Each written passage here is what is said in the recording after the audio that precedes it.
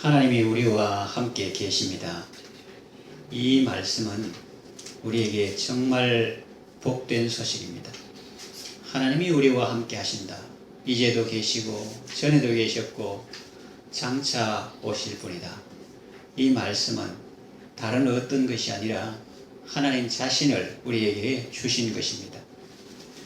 이것은 이 세상을 살아가는 우리에게 정말 큰 은혜요 또 복입니다. 특별히 우리가 환난과 핍박 가운데 있을 때 이 말씀은 정말 위로가 되고 힘이 됩니다. 이제 좀 더 구체적으로 살펴보면서 함께 은혜를 받겠습니다. 첫째로 이제도 계십니다.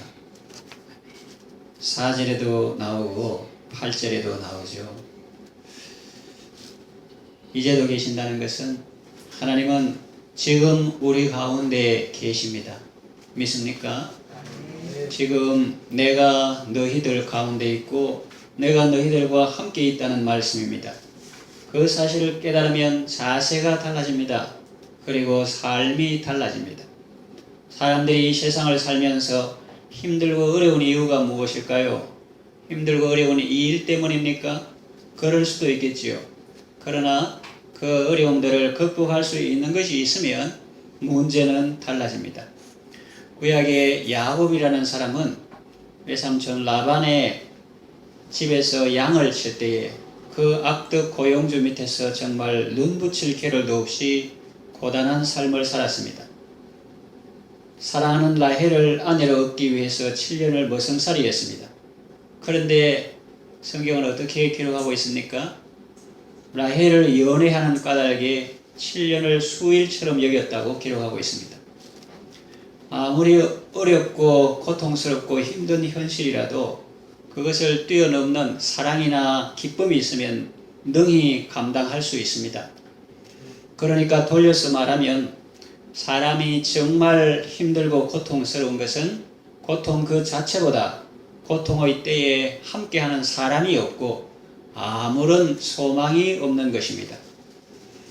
우리 창원 새로운 교회를 돕는 분들이 많이 있습니다. 교회 외부에서 돕는 분도 계시고 여러분들처럼 교회 안에서 지금까지 지내오면서 사랑과 기도와 헌신으로 섬기는 분들이 있습니다.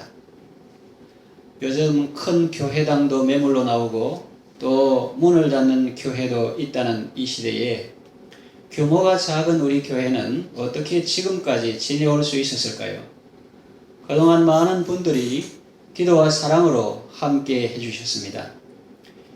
지난 시절에 월세를 내는 그런 생활을 할 때 목사님 제가 그 월세를 1년 동안 제가 부담하겠습니다. 그렇게 섬긴 외부 교인도 있습니다. 그리고 매달 10만 원이나 5만 원씩 후원해 준 이웃 교회들도 있습니다. 또 매월 50만 원씩 후원 헌금한 외부의 교인도 있습니다. 이 예배실을 매입할 때에 저를 설교자로 오후 예배에 초청해 주셔서 헌금으로 후원해 준 교회들도 있습니다. 그리고 대출 초기에 급한 대출금 우선 갚으라고 수천만 원 헌금하신 성도도 계십니다. 지금은 고인이 되셨습니다. 그리고 어떤 외부 교인은 어느 날 목사님 교회 건물 매입하고 대출금이 얼마나 남았습니까? 묻길래 얼마 남았습니다 하니까 아주 정중하고 겸손한 태도로 그 대출금을 전부 제가 갚으면 안 되겠습니까? 그렇게 하시고 그 전부 갚도록 헌금해 주셨습니다.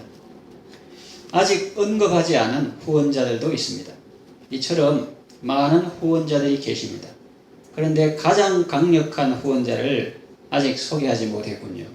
그분은 바로 우리 하나님이십니다. 하나님께서 친히 우리를 도우시고 또 돕는 사람들을 붙여주셨습니다. 시편에 이런 말씀이 나옵니다.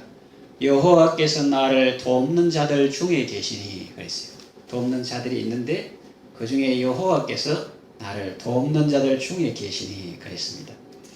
하나님은 후원자 중 가장 강력한 후원자십니다.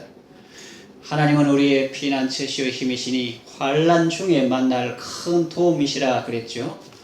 환난 중에 만날 큰 도움이십니다. 아들을 삼사관학교 보낼 때 한 6년 전쯤 될 것 같습니다. 파송의 노래를 부르고 기도하던 때의 모습을 영상을 통해서 기록 영상을 통해서 다시 보았습니다. 그때 예배에 참석한 성도 숫자는 많지 않았습니다. 인간적인 시각으로 보면 허전하죠. 그러나 그 자리에 하나님이 함께 계시니 부족한 것이 없었습니다. 그리고 지나온 세월을 돌이켜보면 개인 사정상 떠나간 교인도 있습니다. 하나님께서 붙여주신 교인도 있지만 개인 사정상 부득이하게 떠난 교인도 있는데 큰 교회도 아니고 한 사람도 아쉽고 농담 같은 진담으로 제가 한 것도 있지만 설립할 때 어떤 목사님이 오셔서 세 가지를 약속해야 된다. 개척교회 교회는 세 가지를 약속해야 된다. 아프지도 말고 이사가지도 말고 죽지도 말고 그래야 된다. 그렇게 할 정도로 한 영혼이 간절한 그런 시대인데 사정상 교인이 떠났을 때에 그의 빈자리를 보면 마음이 허전합니다. 가슴에 구멍이 뚫린 것 같습니다. 그런데 놀라운 사실이 있습니다. 사람은 떠나가도 하나님은 언제나 우리와 함께 계신다는 것입니다. 적은 숫자가 모여서 예배할 때도 하나님은 그곳에 우리와 함께 하셨고 그러기에 그곳은 결코 작고 초라한 공간이 아니었습니다. 언제나 하나님의 영광이 있었고 그 가운데 하나님의 빛이 있었고 하나님의 사랑이 있었습니다. 우리는 개인적으로 보면 부족함이 많은 사람들입니다. 그러나 영광의 주님이 늘 함께 하시니 우리는 그 하나님 덕분에 부족함이 없는 삶을 살아왔습니다. 하나님이 우리와 함께 하신다는 이 사실을 모를 때 사람은 불안하고 두렵고 그래서 낙심하고 넘어집니다. 하나님이 우리와 함께 하신다는 것은 어떤 가설이나 허황된 명제가 아닙니다. 사실입니다. 요즘 하는 말로 팩트입니다. 여기 산소가 있습니다. 우리 눈에 보이지는 않습니다. 그러나 산소가 있기 때문에 우리가 숨을 쉬고 이러한 식물들도 사는 것입니다. 우리가 산소를 볼 수 없는 것은 산소가 없기 때문이 아니라 우리 육신의 눈이 그것을 감지할 능력이 없기 때문입니다. 하나님이 우리 눈에 안 보인다고 해서 안개 심뿐이라 하면 안 됩니다. 하나님은 분명히 살아계시고 지금도 우리와 함께 계십니다. 그 사실을 믿을 때 자신에게 복이 되는 것입니다. 하나님이 성도들과 함께 하시면 꼭 예수 믿는 사람들뿐만 아니라 비신자들도 안 믿는 사람들도 본 일입니다. 구약 성경을 보면 우상 숭배를 거절하고 하나님을 신뢰했던 다니엘의 세 친구들이 평일보다 7배나 더 뜨거운 풀무불 속에 던져졌을 때 왕은 놀라운 현상을 보게 되었습니다. 그 왕은 예수 믿는 사람 아니에요. 구약적으로 하나님 섬기는 사람 아닙니다. 이방 왕입니다. 놀라운 현상을 보게 되었습니다.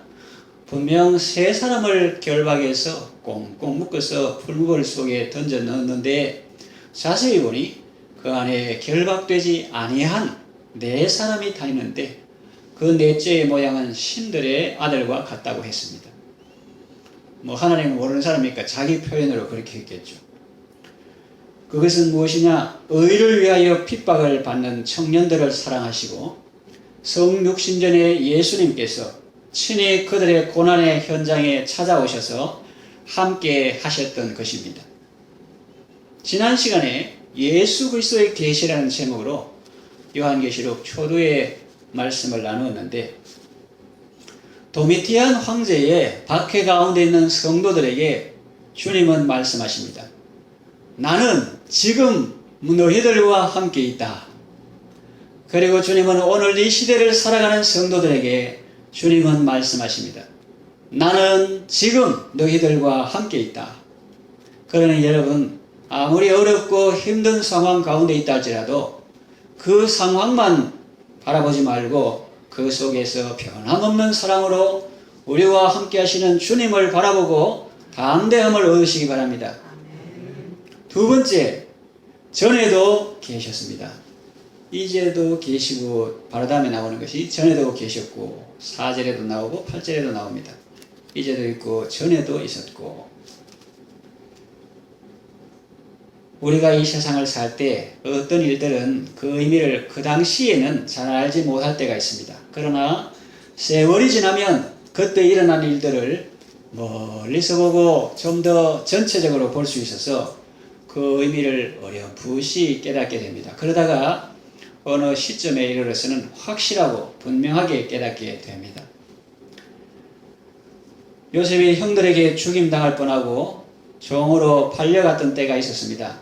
당시에는 아무리 생각해도 도저히 이해할 수 없는 일이었습니다. 세상에 어떻게 이런 일이 일어날 수 있지? 백주대낮에 이런 악행이 버젓이 자행되고 있는데 무슨 다른 사람도 아니고 깡패도 아니고 형들이라는 사람이 어떻게 동생을 죽이려고 하고 안 되니까 또 돈 받고 팔 수가 있나? 하나님은 도대체 어디 계신 거지? 정말 계시기나 한 것일까? 그런 생각이 들 수 있습니다. 여러분의 삶 가운데도 그런 일이 일어날 수 있습니다. 그래서 하나님의 사랑에 대해서 의심하고 낙심하고 원망하고 급기야 하나님의 존재 자체까지 의심하게 되는 경우가 있습니다. 교회 직분이 장로라도 어떤 사람이라도 사랑하는 사람이 교통사고로 죽고 이러면 그렇게 열심히 기도하고 교회 살다시피 한 그 사람도 하나님은 없는갑다 이러면서 안 다니는 그런 사람이 있습니다. 물론 그 아내와 딸들의 오랜 기도와 기다림으로 나중에 믿게 되는 경우도 있는데 그런 것이 현실에 있습니다. 그래서 하나님에 대해서 의심하고 낙심하고 원망하고 이런 것이 솔직한 인간의 감정일 수는 있으나 그러나 그것이 건강한 신앙의 모습은 아닌 것이죠. 우리가 세상을 살다 보면 우리의 머리로는 도저히 이해할 수 없는 그런 일들을 만나게 되는 것입니다. 세월이 지나도 그 일을 제대로 이해하거나 수용하지 못하면 영적으로 성장하기 어렵습니다. 그런데 자비하신 하나님은 그런 우리에게 계속 은혜를 베푸시고 또 은혜를 베푸시고 또 사랑을 베푸시고 우리의 마음을 넓히십니다. 그래서 좀 더 멀리서 객관적인 시각으로 전체를 보게 하시고 그 안에서 그 사건의 의미를 발견하게 하십니다. 하나님의 관점에서 그 일을 보게 하십니다. 요셉은 고난 가운데서 하나님의 은혜를 받고 하나님의 뜻을 알게 되었습니다. 그래서 훗날 형들 앞에서 자신이 가나안에서 애굽으로 오게 된 사건에 대해서 이렇게 말합니다. 하나님께서 당신들과 당신들의 후손을 보존하려고 나를 이리로 보내셨습니다. 앞서 보내셨습니다. 요즘 말하면 선발대로 나를 보내셨습니다. 그런즉 나를 이리로 보낸 분은 당신들이 아니라 하나님이십니다. 그렇게 하면서 동생 팔았다고 너무 자책하지 말고 실제로 보내신 분은 하나님이십니다. 그렇게 오히려 위로하고 있죠.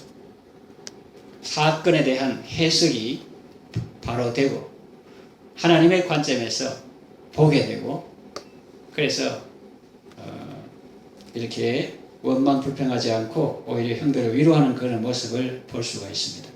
그렇습니다. 형들이 나를 팔았다고 생각하면 세상에 형들이 나를 팔았다. 형들이 나를 팔았다. 그렇게 생각하면 억울하고 원통해서 제 명대로 못 살았을 수도 있습니다. 요셉은 그 사건만 본 것이 아니라 그 너머에 있는 하나님의 뜻을 보았습니다. 하나님의 계획을 보았습니다. 그럴 때 그는 원망이 아닌 감사의 사람이 되었고 분노가 아닌 사랑의 사람이 되었습니다. 하나님은 전에도 계셨던 분입니다.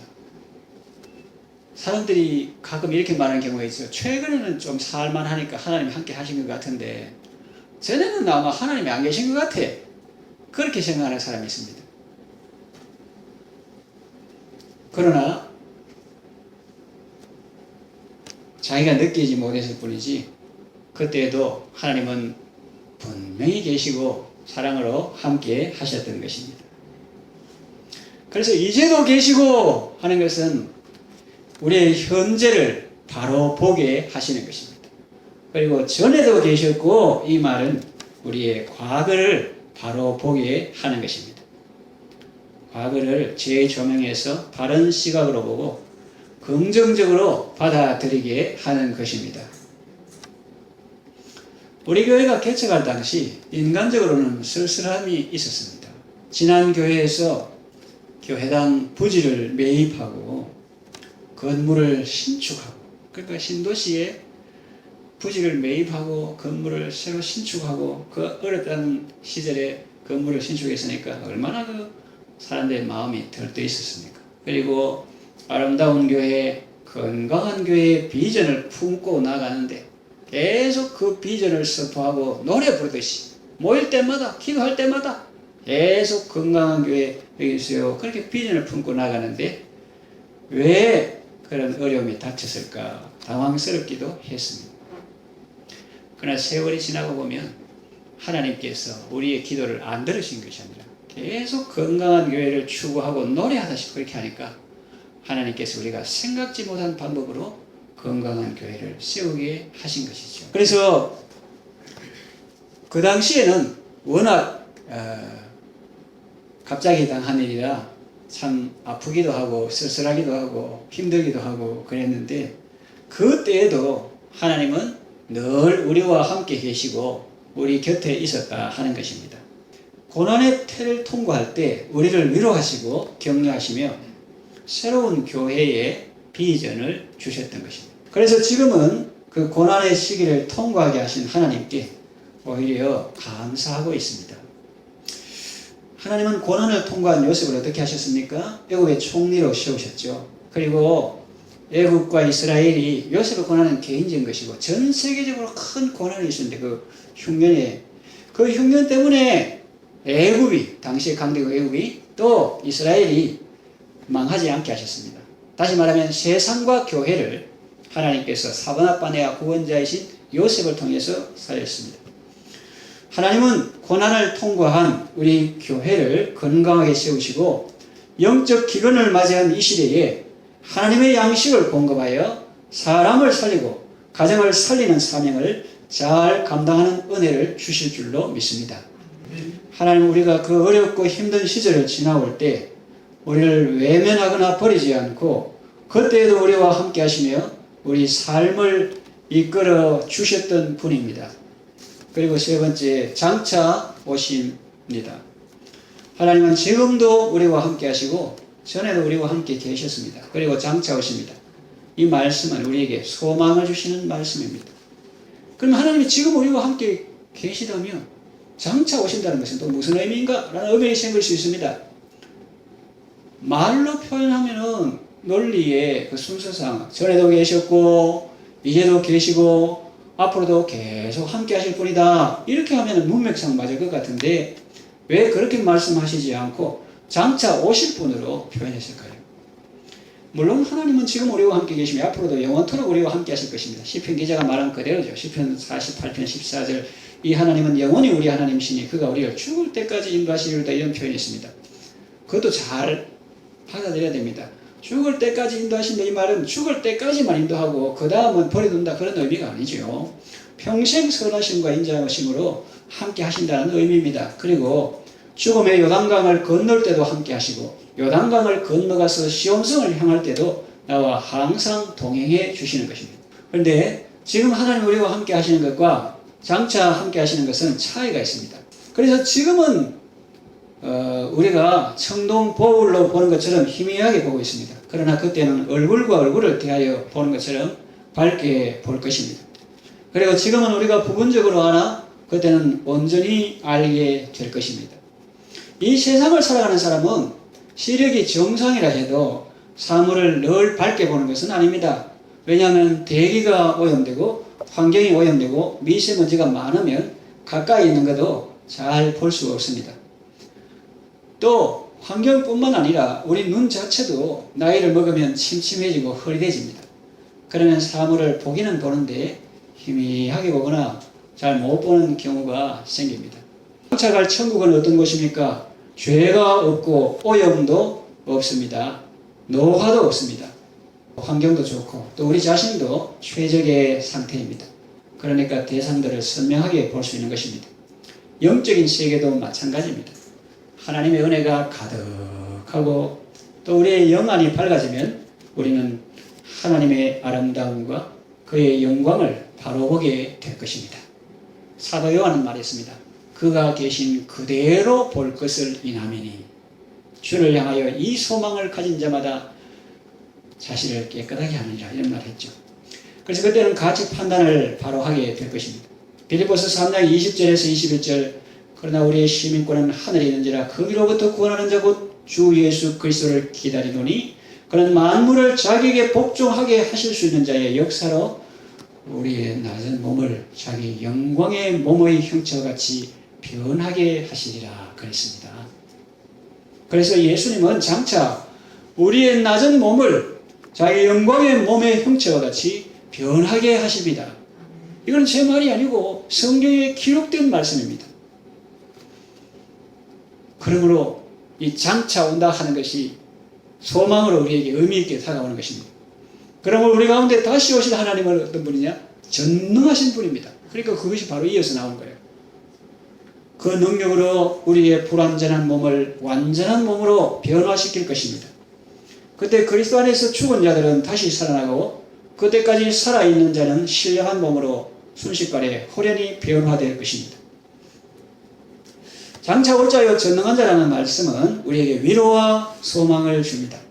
요한계시록 21장 3절에서 5절 보니까 하나님이 장차 오실 때 그 모습, 우리 찬송가에 그때 모든 성도들의 기도 응답되니 하는 죄와 슬픔, 사망, 고통 없어지겠네 하는 그런 시기를 생각하면 됩니다. 그 요한계시록 21장 보면은 하나님의 장막이 사람들과 함께 있음에 하나님이 그들과 함께 계시리니 그들은 하나님의 백성이 되고 하나님은 친히 그들과 함께 계셔서 모든 눈물을 그 눈에서 닦아주시니 다시는 사망이 없고 애통하는 것이나 곡하는 것이나 아픈 것이 다시 있지 아니하리니 처음 것들이 다 지나갔음이로라. 보좌에 앉으시니가 이르시되 보라 내가 만물을 새롭게 하노라 하시고 그랬습니다. 그러니까 아까도 말했듯이 진정한 새해는 누구든지 그리스도 안에 있을 때 새로운 해가 되고 새 삶이 시작되는 것이고 하나님께서는 에덴에 사람을 창조하셨으나 사람이 불순종함으로 영은 적사하고 육은 900몇십 살 살다가 죽고 영은 적사하고 육도 죽고 그런데 예수 그리스도를 통해서 법적으로 우리를 다시 살리셨는데 영은 거듭나는 것을 중생 거듭남이라고 육까지 다시 사는 것을 부활이라는데 하나님께서 우리의 중생된 영을 시초로 우리의 몸의 기능까지 이렇게 변화시켜서 마지막에는 종국적으로 만물을 회복시키는 그런 때가 오는데 하나님께서 내가 만물을 새롭게 하노라. 그때 새하늘과 새 땅이에서 우리는 주님과 함께하게 되는 것입니다.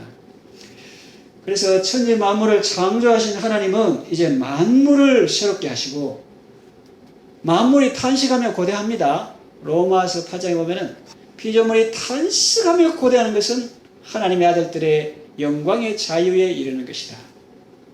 우리 몸에 거듭난 영도 탄식하고 성령도 말할 수 없는 탄식으로 우리를 위하여 기도하고 그런 것을 로마서 8장에 말하고 있습니다. 그래서 이런 하나님의 불가항력적인 은혜로 계속 은혜를 베푸셔서 우리를 거듭나게 하신 주님은 만물을 새롭게 하시고 영원히 우리와 함께 하실 것입니다. 이 소망의 말씀을 붙들고 더욱 담대함을 얻으시기 바랍니다. 말씀을 정리해 요약합니다. 하나님이 우리와 함께 하십니다. 하나님은 이제도 계시고 전에도 계셨고 또 장차 오실 전능하신 분이십니다. 신앙생활할 때 순풍에 돛단 배처럼 잘 나갈 때도 있습니다. 그때는 순풍을 주신 주님께 감사하십시오. 그런가 하면 환난과 핍박이 올 때도 있습니다. 큰 물결이 일어나 쉬지 못할 때가 있습니다. 그때는 풍랑만 바라보지 말고 주님을 바라보시고 그 풍랑 때문에 더 빨리 가게 하시는 은혜를 감사하십시오. 그래서 언제나 우리와 함께 하시는 전능하신 하나님을 바라보면서 믿음으로 승리하시기를 바랍니다.